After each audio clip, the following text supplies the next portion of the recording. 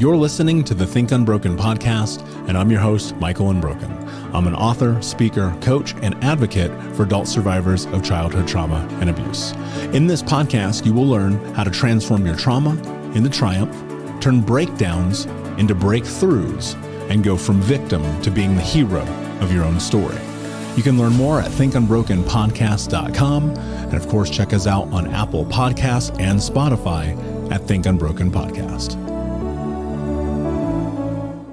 Terry, I'm so excited to have you on today's episode. You know, one of the things that we're going to get into in depth is really talking about the impact of internal family systems, about trauma, about this bottom-up approach to our healing journeys. And for those who are listening today, I'd love to know, why should they listen to this whole episode?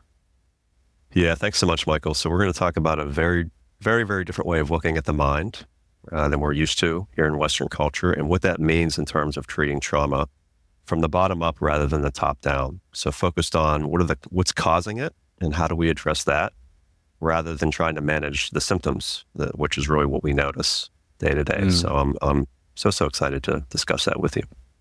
Do you feel like we have maybe addressed trauma incorrectly, that we look at it from a symptomatic approach first and foremost, instead of an approach that is at the root? Yeah, I think if you look at Western medicine in general for both mental health conditions and chronic physical health conditions, it's all based on symptoms. It's all very top down. You know, even with autoimmune diseases, things like that, we don't know what causes it.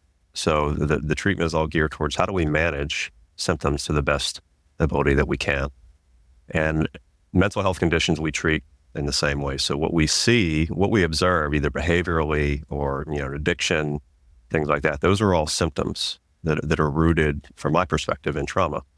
There's nothing genetic about them. There's no evidence of any genes being involved in any significant way with that stuff. So it is a trauma. Trauma kind of lays the groundwork for these, really what are coping strategies. They're designed to help us. So when we treat the coping strategy itself, we're not getting to the root of anything. So what I find is when we use an approach that really fundamentally asks why are these behaviors coming about? Why is this addiction here? Why do I feel a certain way?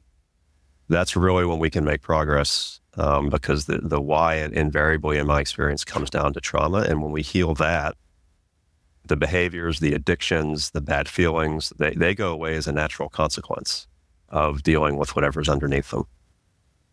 As someone who has coached thousands of people in trauma, done a tremendous amount of work, especially with men, and as we continue to go deeper into that with coaching in general and the podcast, one of the things that I get asked all the time as a guest, which I'm actually going to ask you, is what are the symptoms of trauma? Like, what are if I'm somebody who is in their day-to-day life right now, I'm listening to this podcast, I know something feels off. Maybe I'm disconnected from relationships. Maybe I keep wasting my money on things I don't need, like Amazon.com and OnlyFans and video games, or purses and shoes, or I find a way to kind of mess up things once they're good. Like, is that not just a symptom of the human experience, or are those, and what are the symptoms of trauma? Yeah, it's such a great question, because so much of this is normalized now in this culture, because trauma is so pervasive, that it's very easy to just say, oh, that's just how life is. That's just how we are. That's how this culture is.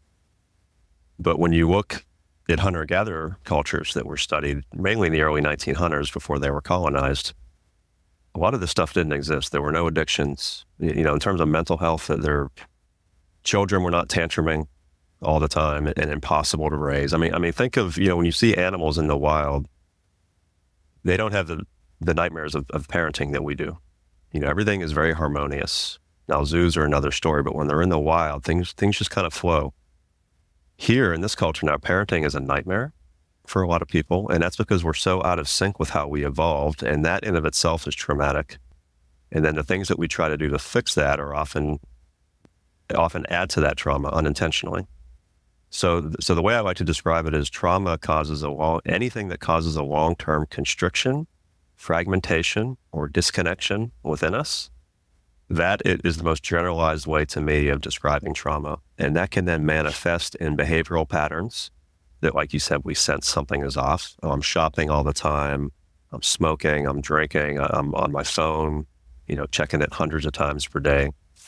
It can manifest as addictions, and that's not just to drugs. Again, that's the phone. It can be eating. It can be gambling. All these things, emotional dysregulation. So the ups and downs, extreme ups and downs that last for longer than it feels like they should, based on what objectively happened to trigger them. So any manner of these types of things, and I love the way you said it, where we I can sit here and describe it, but it's like, oh, if we feel something's off, then it is. Like, if you have to ask, is something off, then something is off. And so exploring that, again, whether it's emotionally or behaviorally, almost invariably that comes down to trauma. One of the things that I think about a lot just in my own journey, and I've shared this publicly, I went through massive different levels of addiction and rock bottom. At 20, and I share this repeatedly for a reason, because I know there's people who've never heard this story before. But at 25, I was 350 pounds, smoking 2 packs a day, drinking myself to sleep, $50,000 in debt. Like, all of that was the byproduct of this traumatic experience. All of this was the byproduct of values of not being enough, of not mattering, of that no matter what you do, you won't be loved. And dude, it just felt so normal for me to be not only self-destructive, but also to destroy. And I felt like as I was growing up and I was looking at life, it was more or less, this is what it's going to be. So you might as well just enjoy it. And what's really fascinating, I chased the chaos and in some sense consciously.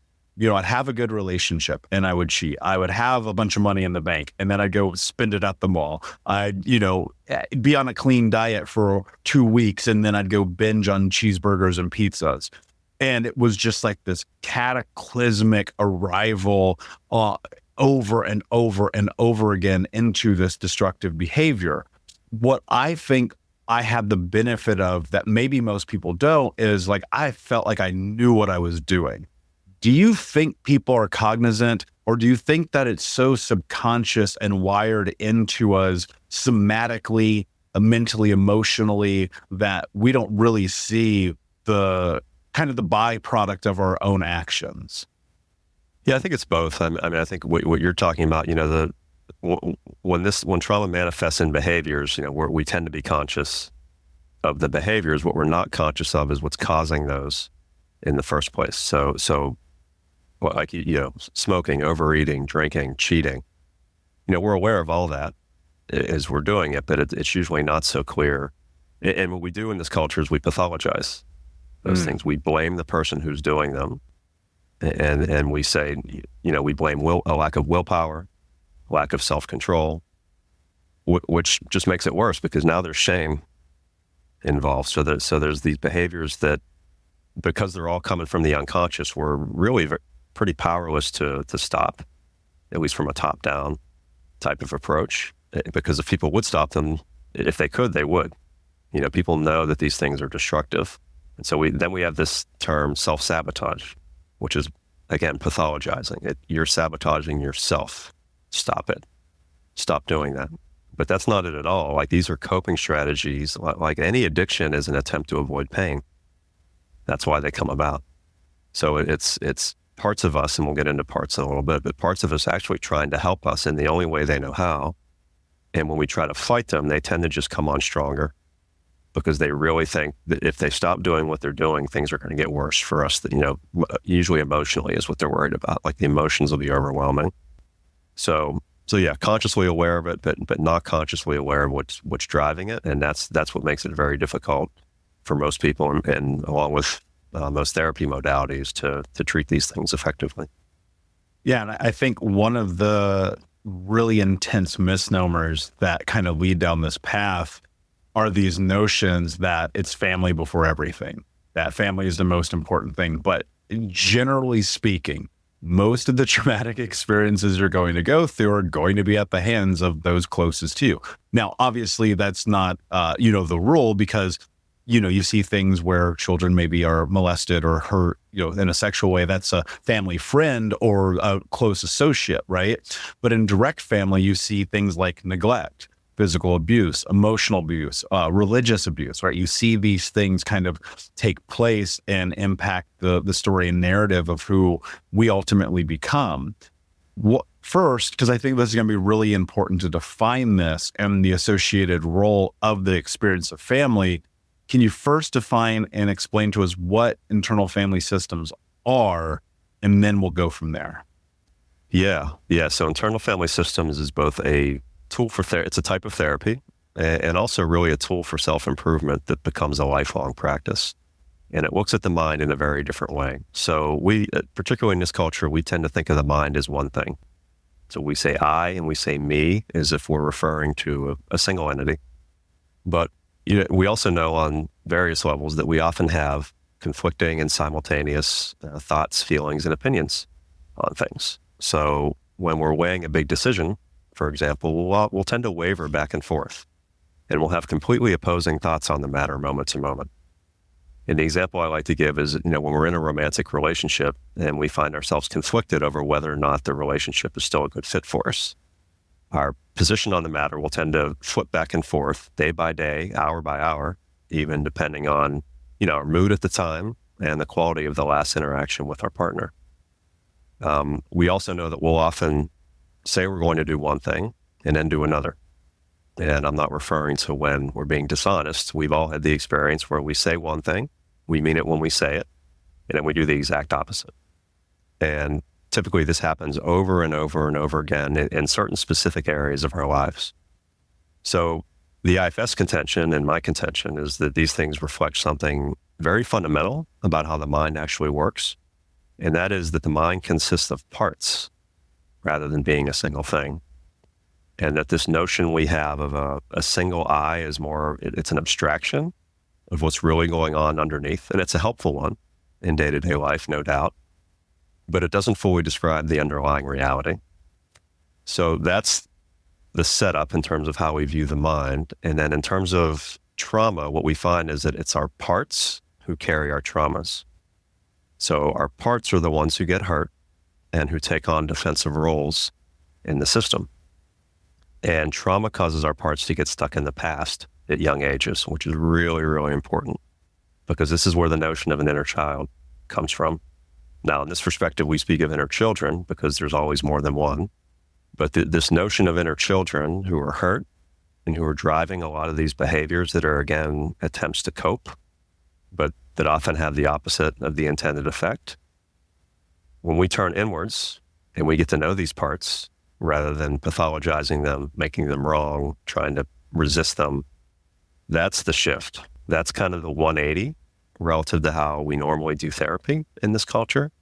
And that's the bottom up where, again, asking why, finding out from these parts, tell me what you went through and why you're bringing on these behaviors. And there's always a reason. It's always a positive intention. And so addressing it from that level rather than a stop this level is, again, so different. And in my experience, really, really powerful. How do you begin the process of this conversation? Maybe probably internally first. When it comes to like navigating the shame of who you are or who you feel you may be, while that shame may or may not hold true, I have come to find over the years of working with thousands of people that there's a lot of shame that people feel about their parts, about the decisions that they've made, about who they are, about their proclivities in whatever capacity it might be. And just having the conversation, I have come to find, is the very thing that like sets up the foundation for creating the change. But I think people are buried in shame and guilt and self-judgment and criticism,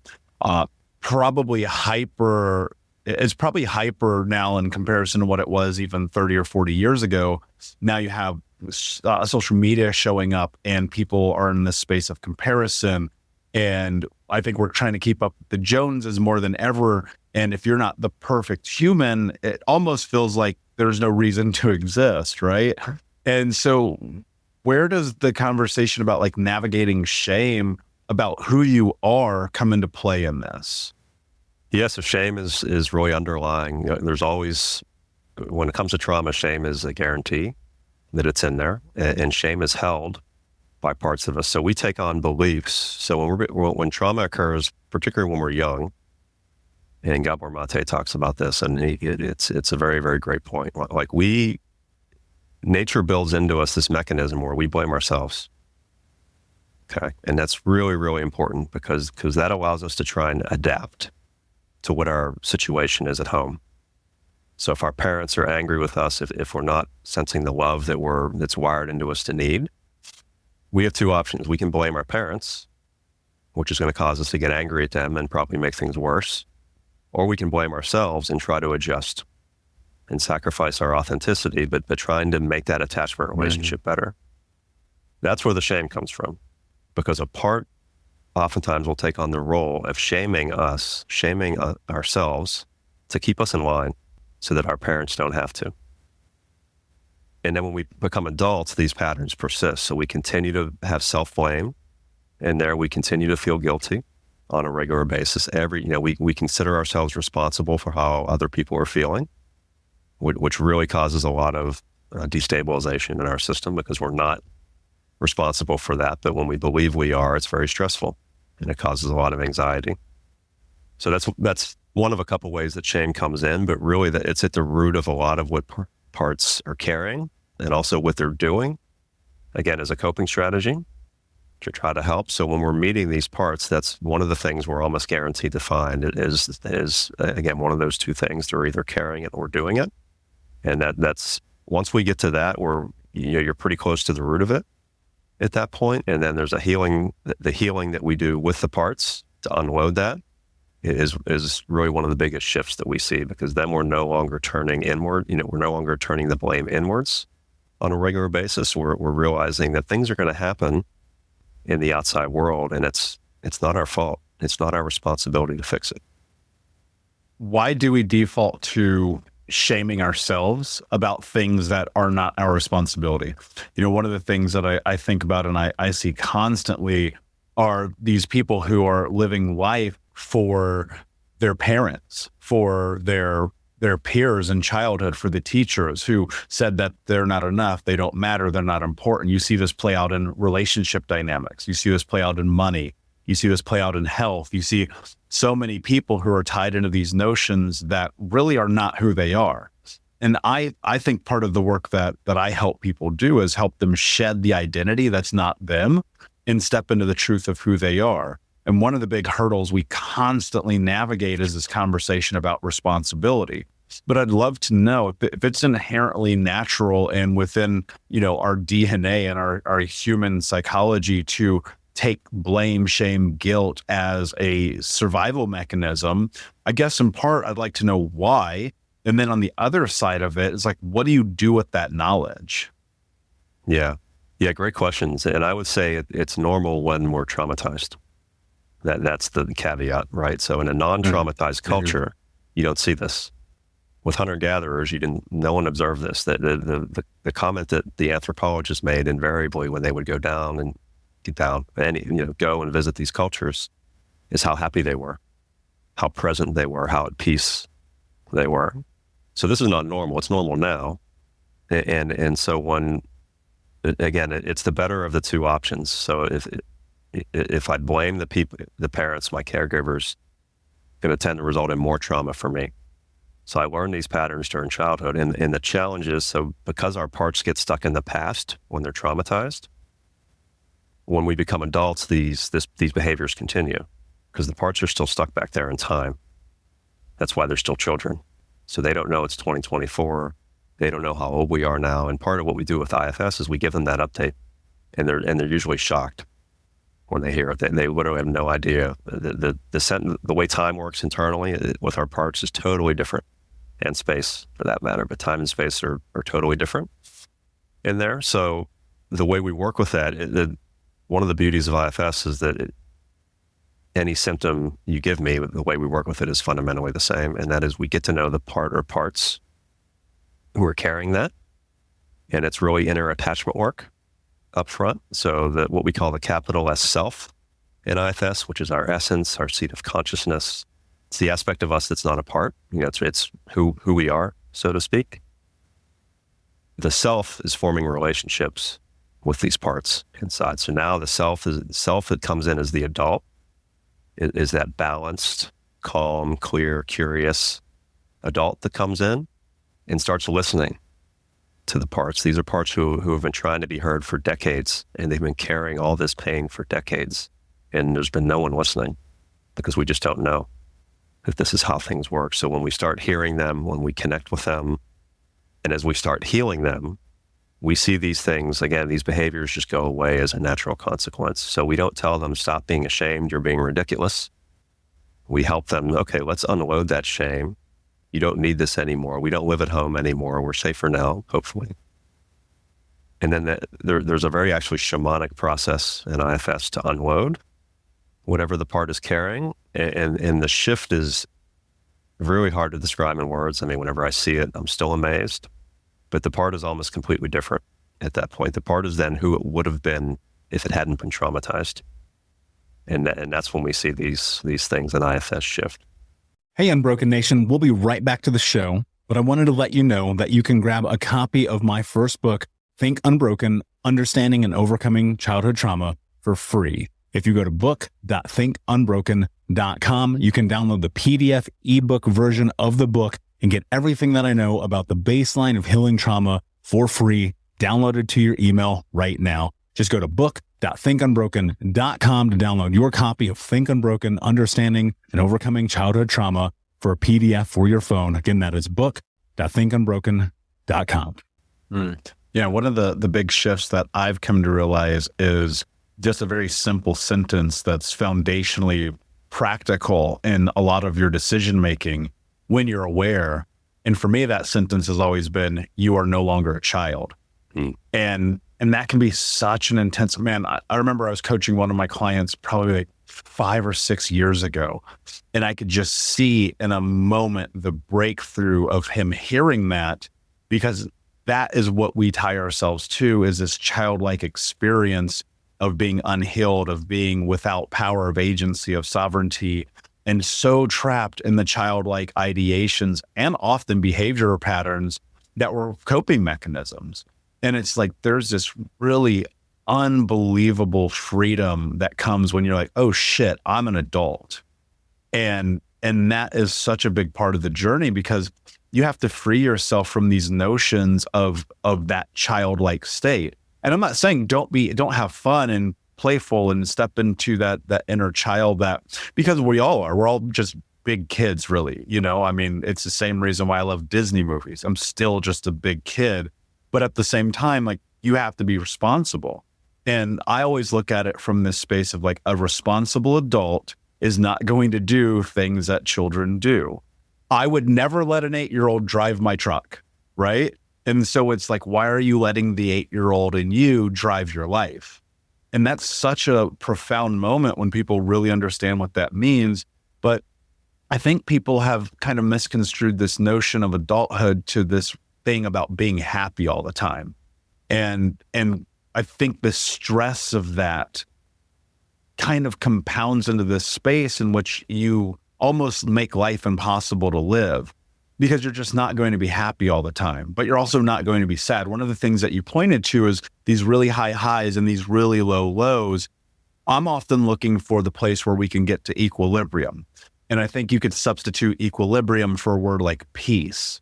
I'm curious in this work, how do you get there through these systems? How do you get there through these parts of you that you're trying to understand and heal and be an adult? Like, how do you get to that place where, I don't even want to necessarily say healed, because I think that there's a lot of work to still be done, but how do you get to the normal, to the place where you feel like you're in control? Yeah. So much of that just comes about naturally as a part of this work, where when we're doing that inner attachment work, like one of the things we're doing up front is establishing trust between ourself and our parts. Really what that means is getting the parts to trust ourselves, because they've been leaderless in there. They're children who have been trying to run our lives exactly like you said, and they're not equipped to do that. It's not a responsibility they should have had, and it's not one they would have had if had they grown up in a culture without all this trauma. So when self comes in and they start having confidence that, hey, this person is now a regular person in here, so this isn't a one-time thing. We're not just doing this once. Like, and self is in there regularly, checking with them, getting to know them, healing them. They are then perfectly willing to cede a lot of that day-to-day stuff to self, because the parts don't like having to do all this either. Usually they're exhausted. They just think they have to do it. And that's when we feel like you're describing, like, I kind of feel like a kid. It's weird. I'm letting the 8-year-old kind of run the show, and that's because that 8-year-old thinks it has to do it.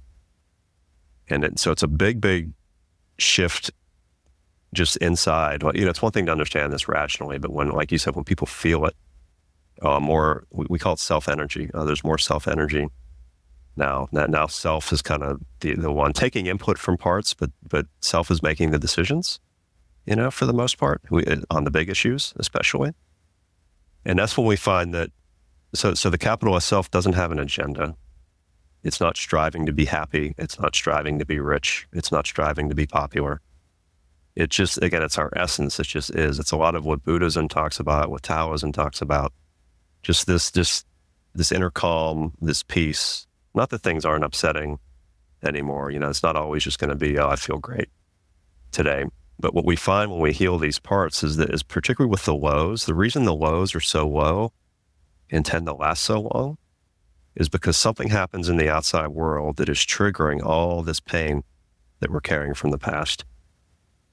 Whereas if we're not carrying all this pain, what happens in the present is the spark, and the pain is all this gasoline from the past, and that's what's getting triggered. That's why our reactions are so intense a lot of times, and that's why they last so long. And so once that gasoline's not there anymore, something can happen in the outside world that's still upsetting, but it's not nearly the intensity that we've come to expect, and it doesn't last nearly as long. So that's the difference, right? Just kind of like you said, that more equilibrium, not always feeling great, but reacting to the present without all this baggage from the past is a totally different feeling compared to, what most of us have been used to. I think we're in an interesting space of time in regard to this conversation. On this one hand, we still very much have people who are like, don't talk about it, don't be a baby, get over it, go live your life. You just got to keep moving, right? And on the other hand, I think we have overcompensated, and we're too much in the space of, take care of yourself, self-care over everything, talk about every single emotion you ever have all the time, find all of your pain points, do all the healing possible, blah, blah, blah, find Zen, right? I think a lot of this is about balance, but I think balance requires you to do the hard work, especially on the days you don't want to, and also understand the differentiation between the days you don't want to and the days in which you shouldn't, and you need rest or you need a break. And, I push my clients often to be like, you don't have to heal today, dude. It's like, go to fucking park, eat pizza, have a beer, do whatever the thing is that you do. You don't have to heal every day. But I think in this, on either side of this conversation, whether you have the people who are like push through no matter what, or the people who are like, it's fine, you don't have to push through at all. I think it's really kind of about finding the root of the pain. And I think people are scared to admit the root of the pain, or maybe they don't even know where to begin to have the conversation about it. How do you figure out what, and you used the word pain a few times, how do you know what kind of pain you're in? How do you know if the pain is the thing that's keeping you stuck? How do you know if the pain is actually the thing that has made you strive and be a high performer? Like, how do you dance with that conversation? Yeah, well, a lot of it is through talking to the parts. Like the parts will tell you what they're doing and why, and they're usually very willing. You don't have to pull it out of them too much, because again, they want help. They're exhausted in there. They don't want to have to be doing this. So, cognitively, we can have some idea, and that's usually initially what will bring someone to therapy or to a coach. Like you said, something feels off. Not sure why I'm doing this. Not sure why I'm doing that. But really, both those things that you described are trauma responses. The not doing anything and the trying too hard. And the oversharing on social media, like that's a trauma response. That's the other extreme of keeping it all inside, not wanting to look at it, and really having no emotions, being numb. Those are two sides of the same coin. And so anything like that, like anything where it feels compulsive, like I'm compulsively oversharing, as an example, or I'm compulsively numb and I just don't want to go in there. Maybe I know it's scary at some level, but I probably can't even feel the fear either. I just don't want to do it. I want to watch TV, do whatever. All those things, and what we find is that, like, for most of us, and this was the case for me certainly, like, it has to get bad enough before we're willing to, okay, something's got to change. Like, something's got to go differently. Like, this is untenable right now. Most of us, if it doesn't get bad enough, we're happy to just kind of coast. Things are okay. I'm not happy. I'm not depressed. Things are just okay. And it's not till it crosses below a threshold that most people are willing to look at themselves or do some kind of therapy or psychedelics, like any kind of healing work. It has to get bad enough. So a lot of times that getting bad enough is actually what'll save a person, because it puts them on a self-healing journey. And then they can look into, okay, what am I doing that's being driven by pain? How do I get that pain out so that I don't feel this way anymore? I don't engage in these compulsive behaviors. And that's the shift right there. Yeah, and as much as I hate to say this every time I say it, it's like you probably have to hit rock bottom if you want to change your life. And that's just something that I've seen hold true. I've been able to interview great minds like you, Dr. Gabor Mate, Caroline Leaf, Jed Brewer. I mean, the list goes on and on. We all kind of just agree. It's like, you might have to hit the wall. But when you hit the wall and you keep hitting it, eventually you break through. The breakthrough time, now that's going to be different person to person. And I don't know if you'll agree with this, but I'm kind of the persuasion, like, once you start this journey, like, this is the rest of your life. Like, 15 years into my own healing, being a coach for almost a decade, dude, I still am working on shit. Like, it is mind blowing to me sometimes where I'm like, I can't believe I'm dealing with this right now. I've been doing this work forever. And it's just such a potent reminder. Like, it's just part of the human experience when you decide to walk this path. But one of the things that you said, I think about a lot, trauma has become so normalized in our society. It's everywhere. It's on social media. It's on television. It's podcasts, right? It's kind of everything, everywhere. And some of it's just not for the benefit of people. And there's these inner dynamics of trauma that when we're looking at it, it becomes typical, right? What are the ways that, and how has trauma become normalized in our culture? And is that a good thing or is that a bad thing? Yeah, and you're referring to like trauma awareness or actually trauma responses being normalized? Both. Okay. Yeah. Yeah, just across the spectrum, like this whole thing about trauma, not only trauma in childhood, but then in adulthood, and the impact and the role that it plays in our day to day, and then it becoming a cultural norm. And then, it seems like we're in this washing machine where trauma is just like everywhere around us right now. Yeah. Yeah. And that's unfortunately the reality. I think it's essentially ubiquitous in Western culture. I mean, or any technologically advanced culture at this point, because we are so far out of our element compared to how we evolved. And it happened way too quickly on an evolutionary time scale. So war, I mean, all these large scale events, wars, displacement, that is so, you can't even describe in words how painful that is to people. And that pain spreads like a virus. It spreads horizontally between us. It spreads vertically from parents to their children.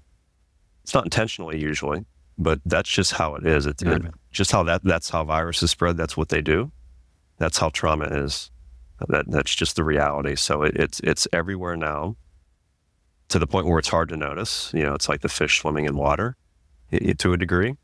Again, until it gets really bad, like we were talking about a few minutes ago, then it's like, oh, okay, yeah, something's wrong. But so I think part of it is accepting that reality. Like, this is not an individual problem.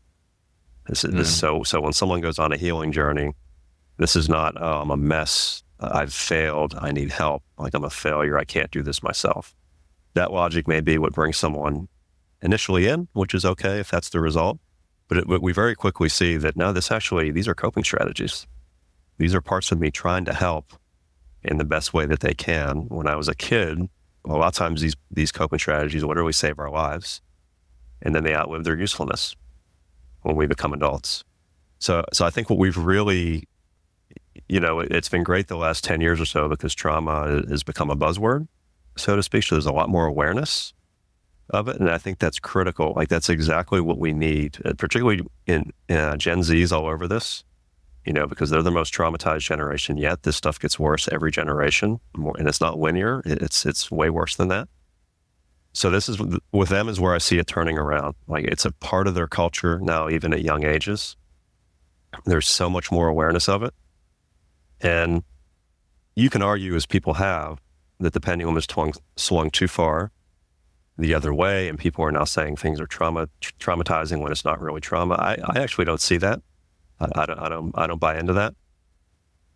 Someone may say, "Oh, I saw this movie; it was traumatizing." They're usually joking, like they don't literally mean it. So I think there's a lot of humor that escapes people and sarcasm, but this awareness we have on it now, that's step one. Like we have to be aware before we can really do anything about it.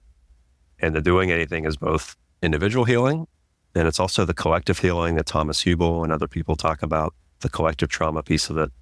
Like all of those things together now are kind of kicking into gear, and it's going to take a while. It's like trying to turn around a big ship. You're still going to keep going the other direction for a relatively long time before you actually make that turn. But that's what's happening, again, over the last decade, and I think that's a beautiful thing, and it couldn't come a moment too soon.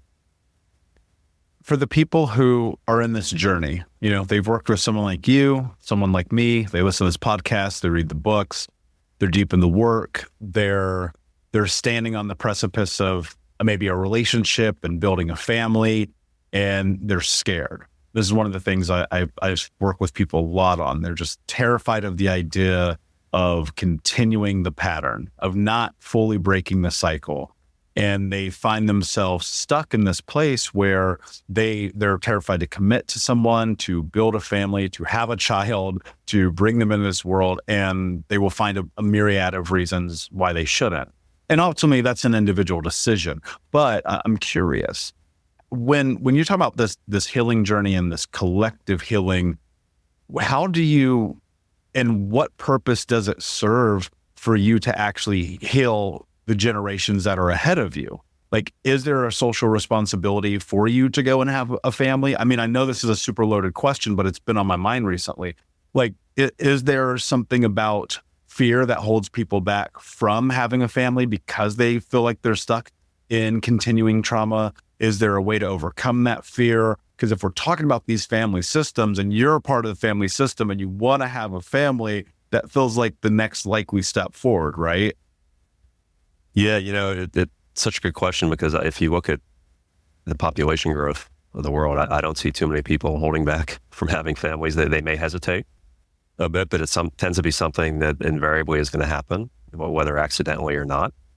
And so I think if there's a responsibility, which is a loaded word, but that it's Mm-hmm. the more we do our own healing, you can never start too soon.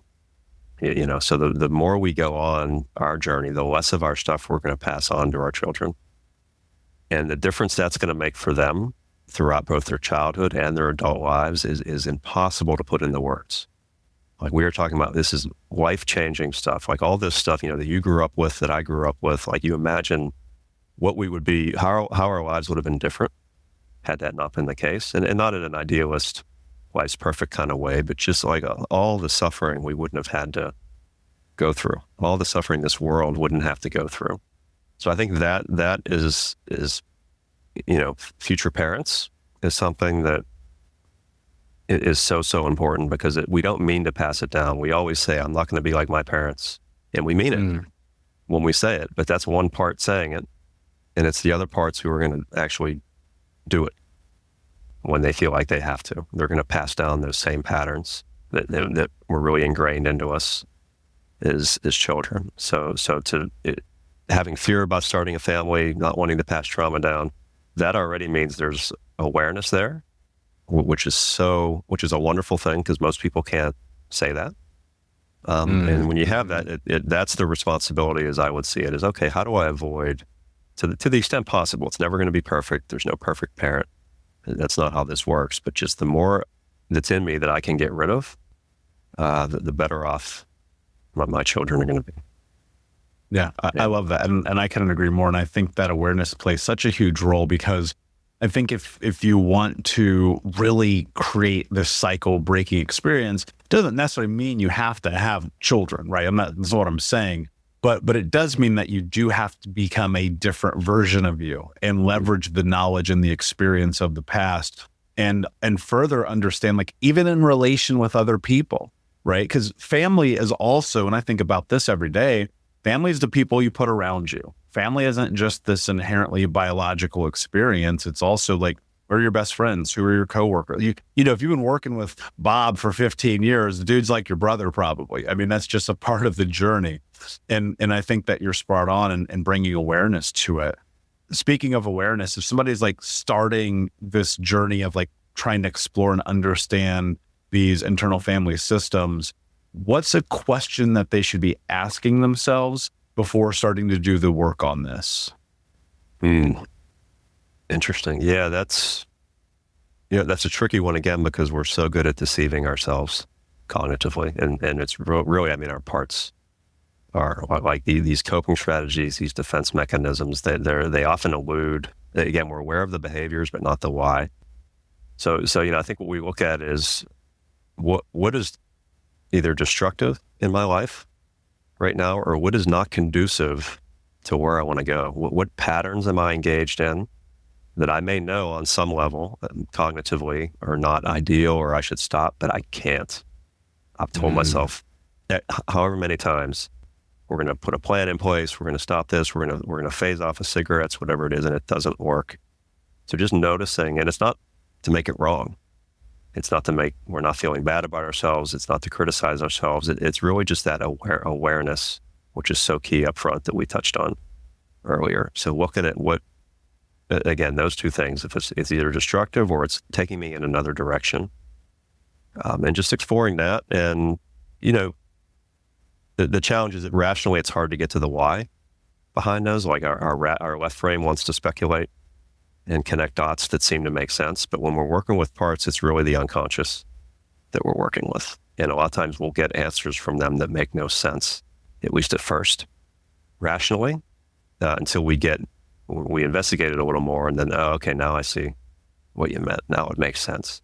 So with IFS, we don't, again, cognitively trying to figure things out is not so much the way, but once we recognize some patterns or some emotional dysregulation that we have, then that's the sign there's something amiss. And as you said, we have to get, as we talked about, below some threshold normally. And yeah, the A of awareness is always where it starts for people. Yeah. I mean, that is such a great question and such a great thing for people to ponder and really take in and ask themselves, where am I stuck? Where can I not seem to overcome this hurdle? Where do I keep doing the same behavior? Right? Because it's like, if you're in the same relationship 16 times in a row, the problem might be you. Yeah.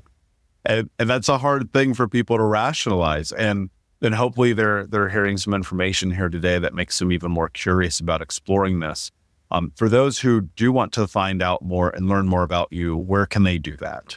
Yeah, so my website is healingtheself.net, all one word. There's a contact me form there. You can book an initial consult there, a free 30-minute session to chat with me about what you're going through. But I'm on Instagram too, but you can find that the website's kind of that center place, and you can find my social media and things like that through there. Amazing. And guys, remember, if you go to thinkunbrokenpodcast.com, there'll be this and more in the show notes for you. My last question for you, my friend, what does it mean to you to be unbroken? Unbroken is, again, we talked about the capital S self, talked about self-energy. As we heal our parts, the parts don't go away, but again, now they're not operating. It's not trauma responses all the time. It's just a more integrated way that they function. And that is the, what you might call unbrokenness, when we're who we would have been had we not been traumatized, or at least not traumatized as much. So that unbrokenness, it's a natural outcome of healing. It's not something we try to do. If you take a watch that's been broken into, a million pieces, you're not going to fix that. So it's not about putting things together in this approach. It's about finding the stuff that's in there that shouldn't be in there, that wasn't in there when we were born. The pain, the trauma, the self-beliefs, which are so important, the shame. And once we get that out, then we're who we were naturally supposed to be. That's the unbroken state. So again, clearing out, it's a constraint and release type of situation. We're not adding unbrokenness on top. We're getting rid of what's broken, so to speak. And then unbrokenness comes about as a natural consequence. That's an absolutely brilliant way to put that. My friend, thank you so much for being here. Unbroken Nation, please share this with one person. Take the link from the episode, send it to someone in your life that you know will benefit from listening to today's episode. Check me out on social at Michael Unbroken. And until next time, my friends, be unbroken. I'll see ya. Thank you so much for listening to Think Unbroken. Please share this episode with someone who could use it and help us move forward in our mission of ending generational trauma in our lifetime. And if you would, please take 5 seconds to pop on iTunes or Spotify, hit that 5-star, leave a review, and you can also reach out to us on social at Michael Unbroken or at Think Unbroken. And of course, you can check out our YouTube channel at Think Unbroken. Thank you for being a part of Unbroken Nation, my friends, and until next time, be unbroken. We'll be right back to today's show, but before we do, I want to let you know that you can get a free copy of my first book, Think Unbroken, Understanding and Overcoming Childhood Trauma, when you leave a review for the podcast on Apple Podcast, either on desktop or on your phone. All you have to do is go to Apple Podcasts, look up Think Unbroken, click follow in the top right, and then go and leave a review at the bottom. And when you leave that review, screenshot it and send it over to book.thinkunbroken.com, where you can upload your contact and mailing information, and we will send you a free copy of this award-winning best-selling book, absolutely free, including shipping. Just go to book.thinkunbroken.com to upload your screenshot review from Apple Podcasts for the Think Unbroken podcast. And until next time, my friend, be unbroken. I'll see ya.